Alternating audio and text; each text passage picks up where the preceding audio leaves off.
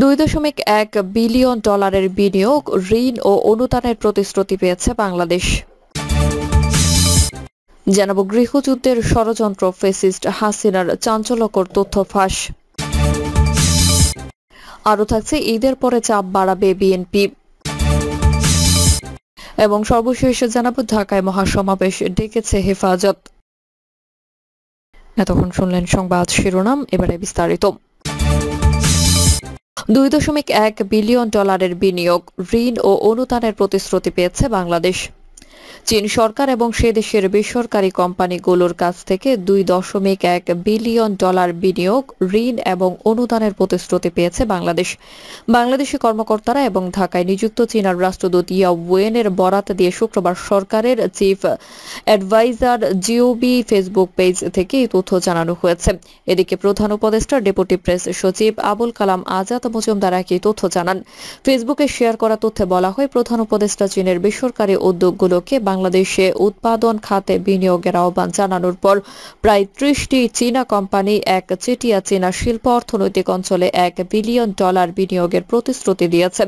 সেখানে বলা হয়, চীন মংলা বন্দর আধুনিকরণ প্রকল্পে প্রায় $400 মিলিয়ন, চীনা শিল্প অর্থনৈতিক অঞ্চলের উন্নয়নে প্রায় $350 মিলিয়ন এবং প্রযুক্তিগত সহায়তা হিসেবে আরও $150 মিলিয়ন ঋণ দেওয়ার পরিকল্পনা করেছে। বাকি অর্থ অনুদান এবং অন্যান্য ধরনের ঋণ হিসেবে আসবে। 4 দিনের রাষ্ট্রীয় সফরে চীনে অবস্থান করছেন অন্তর্বর্তী সরকারের প্রধান উপদেষ্টা ডক্টর মোহাম্মদ ইউনূস। দায়িত্ব গ্রহণের পর এটি তার প্রথম দ্বিপাক্ষিক সফর, ফলে এই সফরকে বাংলাদেশের জন্য একটি মাইল ফলক হিসেবে দেখা হচ্ছে। প্রধান উপদেষ্টার এই চীন সফরে বাংলাদেশে কি অর্জন করে তা নিয়ে চলছে তুমুল আলোচনা। বুধবার চীন সফর শুরু করেন প্রধান উপদেষ্টা, পরে শুক্রবার সকালে বেইজিং এর পিপলস গ্রেট হলে চীনা প্রেসিডেন্ট শি জিনপিং এর সঙ্গে বৈঠকে বসেন তিনি।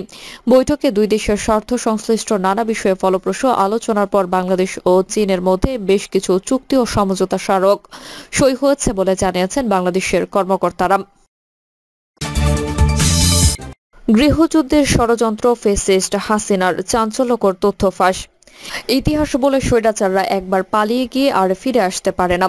ইতিহাস থেকে আবার এটিও জানা যায় যে বিশ্বের প্রতিটি স্বৈর শাসককেই পালানোর পর ফিরে আসার জন্য আপ্রাণ চেষ্টা করেছেন, বারবার, বহুবার, হাজারবার, কিন্তু লাভ হয়নি কখনো।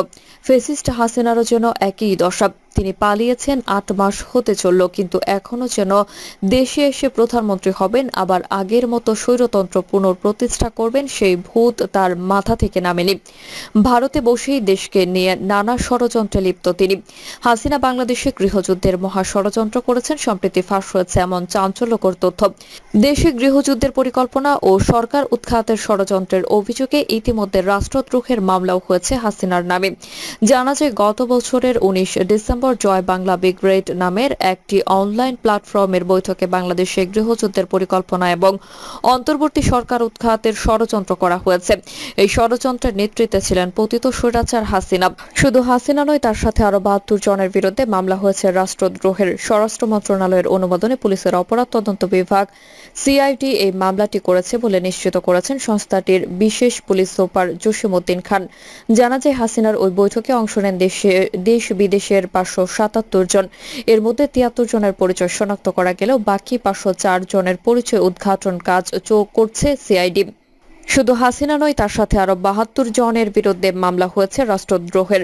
স্বরাষ্ট্র মন্ত্রণালয়ের অনুমোদনে পুলিশের অপরাধ তদন্ত বিভাগ সিআইডি এই মামলাটি করেছে বলে নিশ্চিত করেছেন সংস্থাটির বিশেষ পুলিশ সুপার জসিম-উদ্দিন খান। জানা যায়, হাসিনার ওই বৈঠকে অংশ নেন দেশ বিদেশের 577 জন। এর মধ্যে 73 জনের পরিচয় শনাক্ত করা গেলেও বাকি 504 জনের পরিচয় উদ্ঘাটনে কাজ করছে সিআইডি।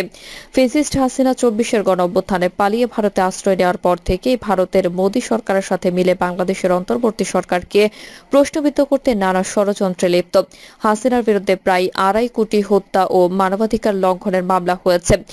আন্তর্জাতিক অপরাধ ট্রাইব্যুনাল গ্রেফতারি পরোয়ানাও জারি করেছে এই ফ্যাসিস্টের বিরুদ্ধে। ঈদের পরে চাপ বাড়াবে বিএনপি। দুয়ারে করা নাড়ছে ঈদ, শেষ হচ্ছে পবিত্র মাহে রমজান। রমজান ঘিরে চলছে রাজনৈতিক দলগুলোর ইফতার রাজনীতি। প্রায় প্রতিদিনের রাজধানী সহ সারা দেশে চলছে দেশের অন্যতম বড় রাজনৈতিক দল বিএনপির ইফতার পার্টি। সারা দেশে নিজ নির্বাচনী এলাকায় ইফতার পার্টি করেছেন বিএনপি নেতারা। ইফতার রাজনীতিতে পিছিয়ে নেই জামাতে ইসলামী কিংবা জাতীয় নাগরিক পার্টি এনসিপির মতো রাজনৈতিক দলও। বিএনপির বড় আয়োজনে যুক্ত থাকছেন দলটির ভারপ্রাপ্ত চেয়ারম্যান তারেক রহমান। সব ছাপিয়ে আলোচনা এখন জাতীয় নির্বাচনের। কবে হবে সেই নির্বাচন? ডিসেম্বরে নাকি আরো পরে? তা নিয়ে উত্তাপ ছড়াচ্ছে রাজনীতির মাঠে। প্রধান উপদেষ্টা বিদেশি গণমাধ্যমে ডিসেম্বরে নির্বাচনের কথা বললেও ঠিক আস্থায় নিতে পারছে না বিএনপি নেতারা বলছে নির্বাচনের সুনির্দিষ্ট রোডম্যাপ চান তারা। ডিসেম্বরের মধ্যে জাতীয় নির্বাচন আদায় করতে ঈদের পরে নানা কর্মসূচির মাধ্যমে সরকারের উপর চাপ বাড়াবে দলটি। প্রধান উপদেষ্টার উপর আস্থা আছে মুখে বললেও পবিত্র ঈদ উল ফিতরের পরপরই সরাসরি জাতীয় নির্বাচনের জন্য সব ধরনের প্রস্তুতি নিতে যাচ্ছে বিএনপি। ইফতার পার্টির মাধ্যমে সারা দেশের দলীয় নেতাকর্মীদের চাঙ্গা ও সাধারণ জনগণের মধ্যে দলটির জনপ্রিয়তা আরও বাড়াতে নানা কৌশলে এগোচ্ছেন স্থানীয় ও কেন্দ্রীয় নেতারা। ইফতার পার্টির পাশাপাশি ঈদ সামগ্রী বিতরণও করেছে দলটির জেলা পর্যায়ে নেতারা। এছাড়া জুলাই অভ্যুত্থানে আহত নিহতদের পরিবারের পাশে দাঁড়াচ্ছেন বিএনপি নেতারা। সরকারের নানা সংস্কার কাজ মোটামুটি শেষ পর্যায়ে রয়েছে। শেখ হাসিনার বিচার সহ জুলাই হত্যাকাণ্ডে জড়িতদের বিচারও দ্রুত গতিতে এগিয়ে যাচ্ছে। সবকিছু বিবেচনা করে একমাত্র নির্বাচনের লক্ষ্যে বিএনপি এখন মাঠ চষে বেড়াচ্ছে। এরই মধ্যে বর্ধিত সভা করে ৩০০ আসনে নিজ নিজ এলাকায় দলের মনোনয়ন প্রত্যাশীদের নিজ এলাকায় অবস্থান নেওয়ার কথা বলেছেন বিএনপির কেন্দ্র। সেই লক্ষ্যে এলাকায় নির্বাচনী মাঠ গোছানোর কাজ করছেন বিএনপি নেতারা। এরই মধ্যে ধারাবাহিকভাবে জেলা উপজেলার পুরনো কিংবা অকার্যকর কমিটি বিলুপ্ত করে নতুন কমিটি দিয়ে যাচ্ছে বিএনপির কেন্দ্র। আগামী জাতীয় নির্বাচনের আগ্রহ আছে এমন একাধিক প্রার্থী এখন মাঠে। সর্বোপরি প্রধান উপদেষ্টার প্রতিশ্রুত আগামী ডিসেম্বর মাসের মধ্যে সংসদ নির্বাচন আদায় করতে ঈদের পর ধারাবাহিক কর্মসূচির মাধ্যমে সরকারের উপর আরও চাপ বাড়ানোর কৌশল নিয়েছে বিএনপি।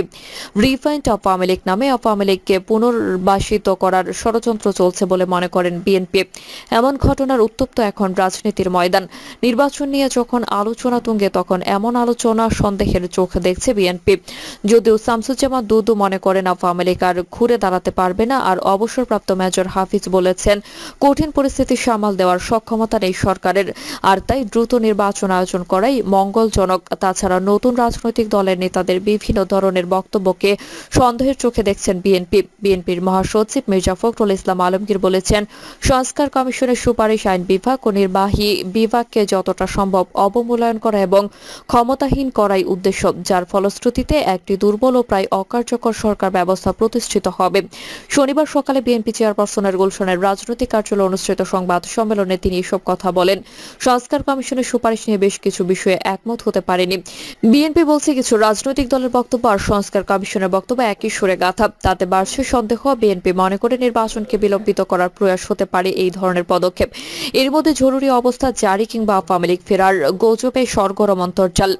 নির্বাচন কবে হবে তা নিয়ে যখন চলছে সংলাপ তখন আওয়ামী লীগ ফেরার আলোচনায় নড়ে চড়ে বসছে রাজনৈতিক দলগুলো। যদিও অন্তর্বর্তী সরকার প্রধান বলেছেন আওয়ামী লীগ নিষিদ্ধ করার কোনো পরিকল্পনা নেই আপাতত।